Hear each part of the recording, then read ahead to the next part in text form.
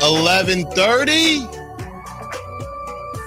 And we are joined, as promised, by Dalton Johnson, who covers the Warriors for NBC Sports Bay Area. Dalton, thank you so much for joining us, man. Thank you for having me. I appreciate it.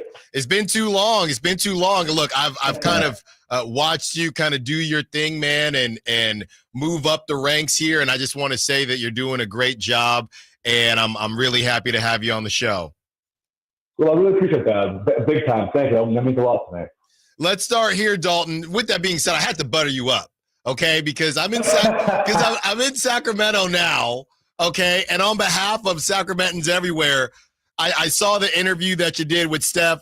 How much longer is Steph going to play? How much longer are we going to have to deal with this? What's going on out there in the Bay, man? I mean, he says he's nowhere close. I mean, we see him running the hills and the way to the best. And, again, it's crazy to think the way that he and, obviously LeBron, KD, those guys, the way that we're seeing age now in sports, in a sport like basketball. And I think for someone like him, too, at 6'2", 6'3", the way he's always on the move is pretty amazing to see. But I always tell everyone, just cherish these moments, cherish these times, because the lights could go out at any time, but I don't imagine it getting too dim too soon. Talking to Dalton Johnson, covers the Warriors for NBC Sports Bay Area. All right, Dalton, from your perspective, how do you think this whole thing ends up with, I'm going to say it, Jonathan Kuminga? Yeah, I mean, right now, I do expect him back on the Warriors, but I think that there's a very real chance that it is on the qualifying offer. That's not just a threat by him. It's something that he, I think, more so prefers than the current offer by them right now. And the longer this goes, the messier I'd expect it. And I think that the closer that we get to September and bleeding into September, the qualifying offer becomes more and more real, which to me is a much bigger risk for the Warriors than it is for Jonathan Kuminga. So, again, from the Sacramento perspective, if he is keeping that on the table and you are the Warriors, is it just a game of chicken, or do the Warriors say as it gets closer, all right, fine, Kings, that Malik Monk deal, and I understand, which it kind of got swept under the rug here when a lot of stuff went viral, that the Warriors would have to move off of Buddy Hield or Moses Moody in a deal for Malik Monk, or it could be hey, Devin Carter, Dario Saric, and can we talk about maybe a less protected first round or something like that? Is this a situation where, as it gets closer and Jonathan Kuminga says, I'll do it, don't test me, I'll do it, where the Warriors say, okay, fine, what's up, Kings? Let's see what we can do. Yeah, it feels like a different kind of war of power from both sides right now, right? Mm-hmm. Where, you have to assume that there has to be some kind of date that maybe, it's written in pencil, not pen, that both sides are going, hey, if we reach here, we need to get to a conclusion.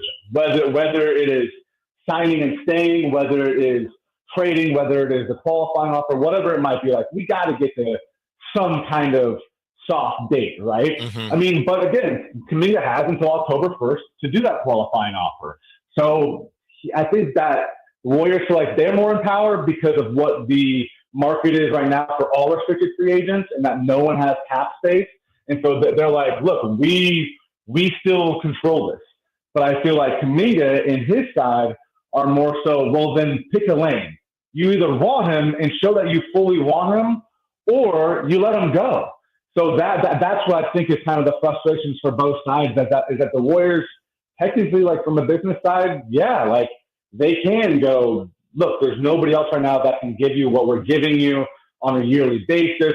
So we hold the cards, but then the Kaminga camp's going, just show us what card you actually want then. Right.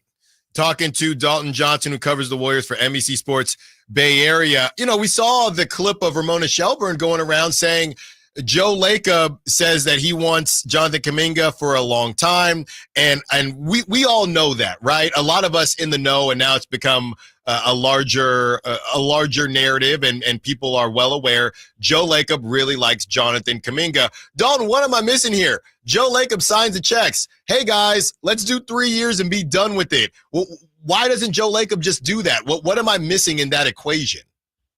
Well, that's it's a great way to say it. What am I missing in that equation? Because I don't know if the equation fully adds up. Mm-hmm. Because I think Joe Lacob definitely is a fan of Jonathan Kuminga. He likes him. He likes him as a person, as a kid, as a player, all that stuff. And I think that you look at the Warriors' history when it comes to the draft and young players, and why this might feel like the final hope if you're Joe Lacob, who had investment in James Wiseman, who, we know what happened with the Jordan Poole situation. Moses Moody signed to an extension, and he's a rotation player, but right. Is he on a star trajectory? No. And Kaminga, out of all of them, is the one that can be, obviously. So I think for all those reasons, he likes him. But also, did Joe Lacob say that he wanted Klay Thompson to be a Warrior for life? Yeah. I'm sure he did. But business comes down to business. And I think Joe, when it comes to business, always wants to win, no matter how much it might be. I love this guy. He's the future of our franchise. When he's looking at a pure business standpoint, he wants to make sure that he is the winner at the end of the day. Dalton, were you surprised? Obviously, they made that trade and they moved off of a good bit for Jimmy Butler. But were you at all surprised the decision to pay Jimmy Butler that type of money over the next 2 years? The reason I was a bit surprised was simply because you traded for Jimmy, which I didn't think was going to make a lot of sense, and they went on that nice run at the end of the season. You traded for Jimmy, but it still feels like they need another number two. If Jimmy is a number two, I know he calls himself Robin, but from a scoring perspective, they still need more. And if you're paying three guys the amount of money you're paying Steph, Draymond, and Jimmy, it feels like you shouldn't need as much as the Warriors still need. Were you surprised that they paid Jimmy, and do you think it was the right call? Yeah, I don't know if I was so much surprised. I think going into the trade deadline and the talks about who was connected to the Warriors, one of the reasons that I was backed off of Jimmy Butler was more so I didn't think that they would want to give someone that age that kind of money up front, as they obviously did. But they clearly gave us a full commitment to Steph Curry, Jimmy Butler, Draymond Green. And is that enough? I don't know if it's enough, because right now, clearly it's not. And the rest of the West continues to load up, continues to get better and better. It's a team that they believe if Steph Curry was free, they would have moved on to the Western Conference Finals. And they did, I'll be honest, they did match up well against the Thunder, and they liked their chances there. But again, it's just the Thunder look pretty dang good right now. I was gonna let you cook. I was gonna let you cook. Yeah, I was like, they are pretty good, though, let's be real. But as far as if it's the right decision, I think it is, as far as you need to show your commitment right away to, look, this is who we are. We are on the pure Steph timeline, and that's what it goes back to making this Jonathan Kuminga situation complicated. If you went in and showed that you are all in on these guys who are in their mid to late 30s, then do that. Right. Be there, right? So I think from a business standpoint and from a communication standpoint, that has to be a little confusing on the Kaminga end.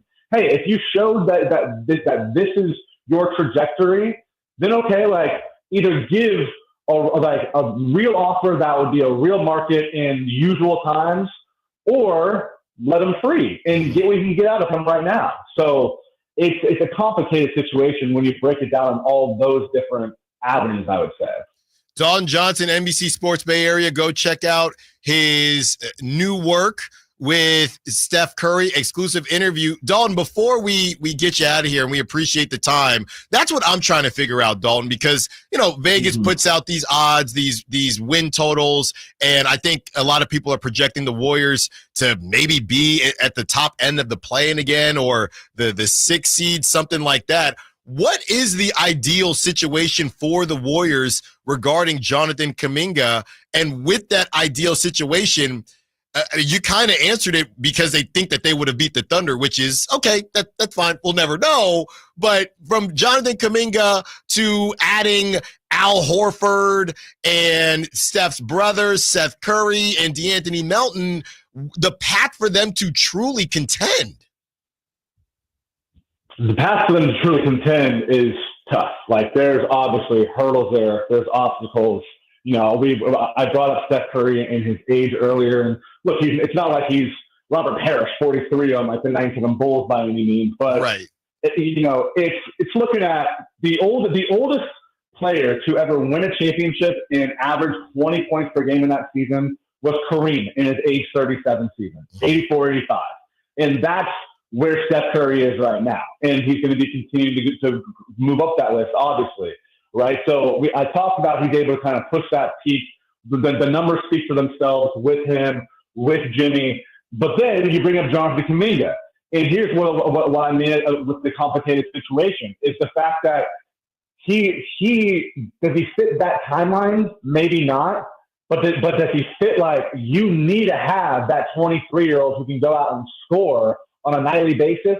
Because look, Steph Curry the last 2 seasons has played at least 70 games. You're going to get that again from him in year 17. Right. Jimmy Butler, he hasn't played the 65-game threshold to make awards since 2018-19. Right. We know that he's going to rest his body at times throughout the regular season. Draymond Green can only take on Goliath so long, right? He's going to have some rest too. If all you care about are the playoffs, then isn't it kind of ideal to be able to lean on a 23-year-old who sees himself as a go-to scorer at certain portions throughout the regular season? That's how I'm kind of leaning towards it now is you look at the schedule, you look at if this team actually wants to make a real push in the playoffs, history isn't on their side. So maybe a 23-year-old can be that ultimate wild card to buck the trends and to beat history. Dalton, look, I'm going to get you out of here, but just a quick bonus question because of what you said. If Kaminga takes the qualifying offer, do you think that's a possibility? Because obviously he could say no to a trade. So do you think there is a world where he takes the qualifying offer and basically they come to a decision, okay, the Warriors are going to lose him in free agency, but you are going to be our go-to guy because these guys are going to miss time. In turn, you will get to raise your value, right? You might not get it every single night. You're not going to play 35 minutes a night, but in turn, you will get to raise your value. Let's just kind of dead all the drama, and it is what it is. Do you see that as obviously not ideal for either side, but at least it's more ideal for Jonathan Kuminga than for the Warriors, but could they be willing to do that? I think that's the best scenario to make it as ideal as possible, actually, for both sides. Because you think about it from a mental standpoint right now, and it has to be tough. So, and is Jonathan Kuminga a perfect player? No. Has he had his ups and downs? Yes. But I think that he is in that foggy situation of going into year 5 and trying to understand, okay, who do you actually see me as? Where is the full investment? And he's seen the way that this offseason has played out, and it hasn't been the best, obviously. Right. And then if he takes the qualifying offer, he is going to feel, I'm sure, I would assume, a little bit of disrespect there. But if you go, look, we understand this is 100% going to be your last season.